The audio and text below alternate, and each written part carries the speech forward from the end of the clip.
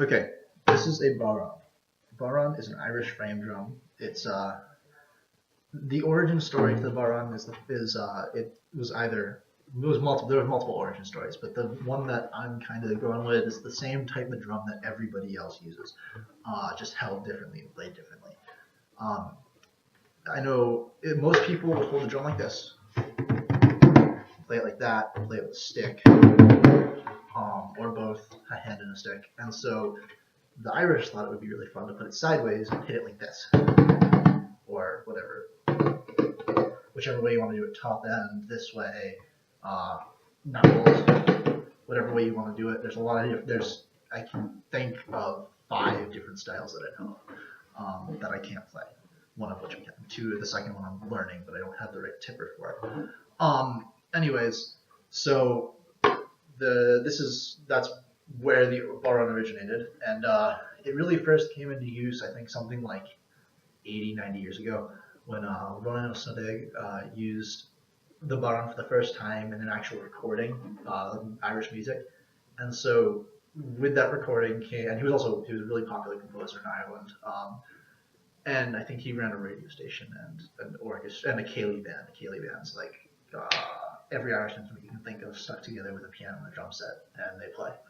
Anyways, that's the first real start of the Bodhran. Before that, it's kind of we know it's there, but we never hear it on recordings or in pictures or anything.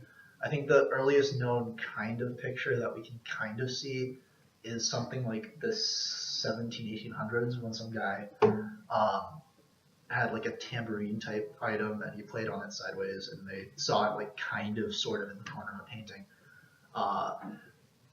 So it's been around. It's just we don't really know how long or where exactly it started, or how people started to play it, and why it developed into 50 different styles.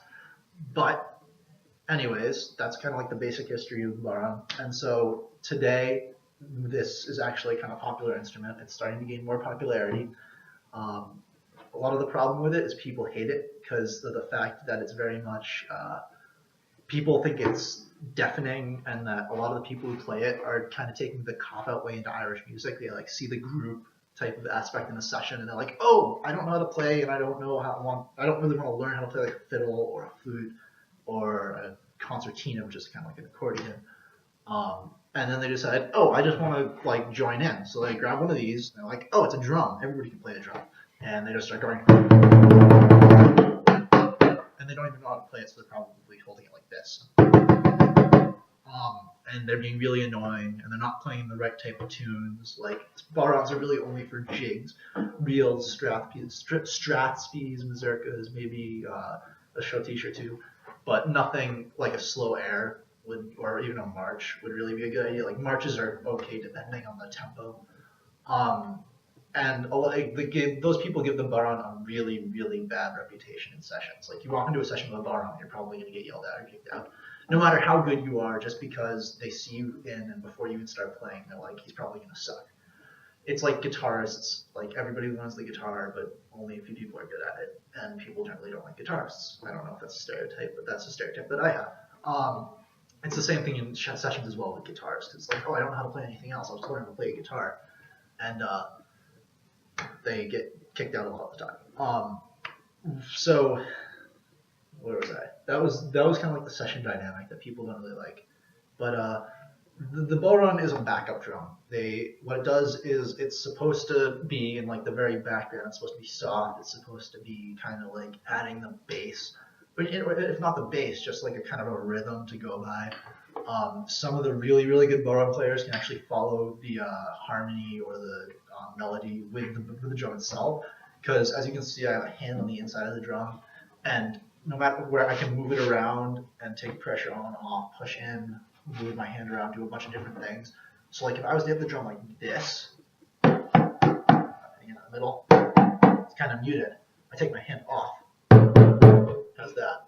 Now, if I want to say go to the top of the drum and have a descending scale or something, and I can't play even close to a melody, but I can kind of imitate the movement of the music. You can just go.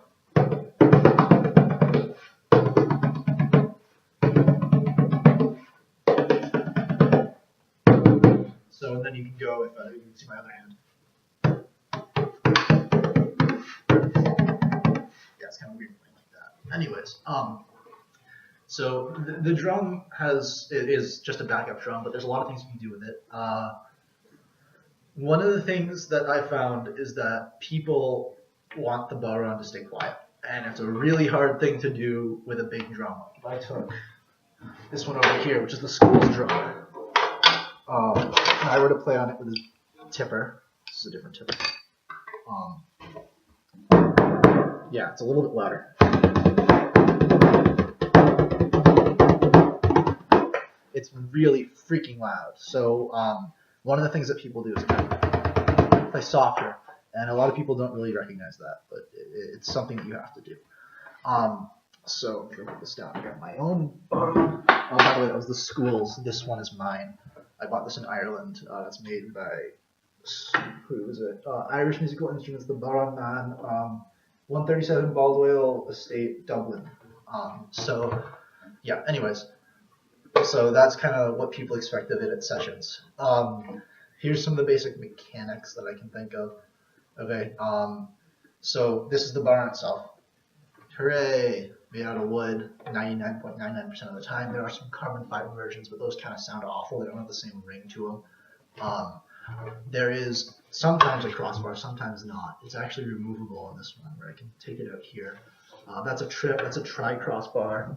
You can also have the just single crossbar. You can have two different ones that go all the way across. Any number of them, and a lot of the old ones and the new ones, actually all of them actually, most of them don't have a crossbar in it anymore. They just have them without the crossbar, so that you're actually holding the drum without any backhand support.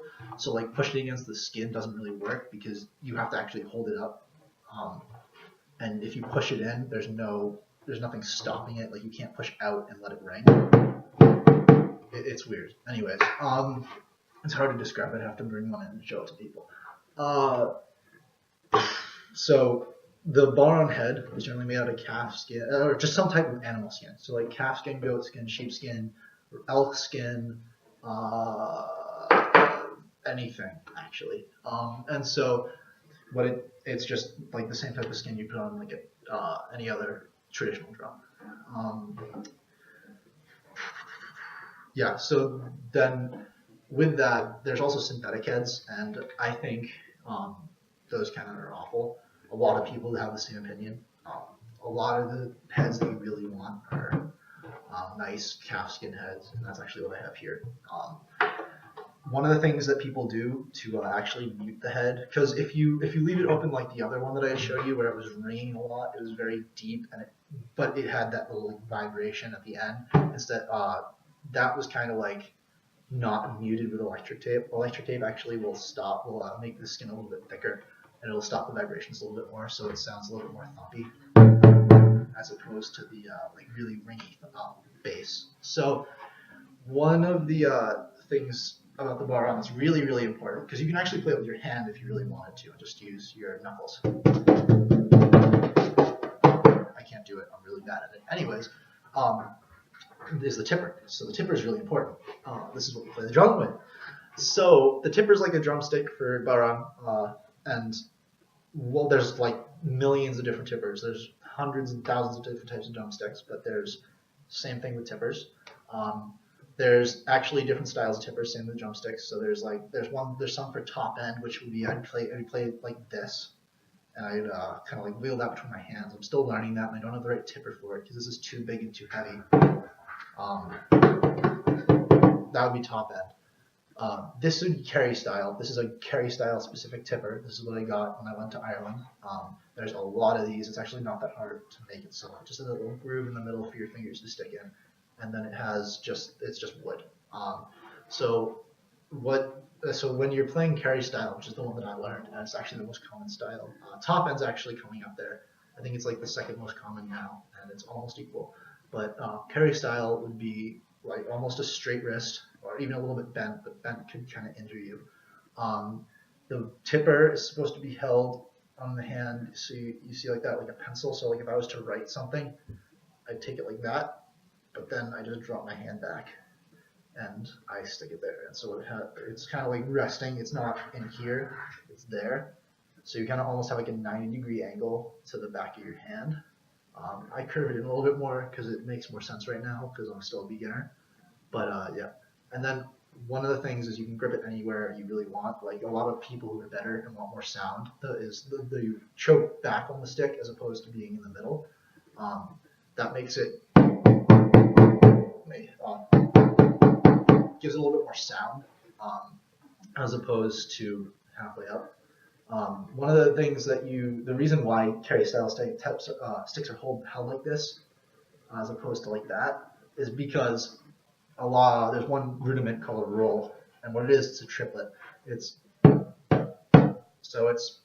down, in, up. It's just you hit the drum with the back of your the tipper. So you couldn't really do that this way if you really wanted to do that. You can't really do that, and you can hear. I can still do it, but it doesn't sound as even. So what I do is you hold it in the middle, and so.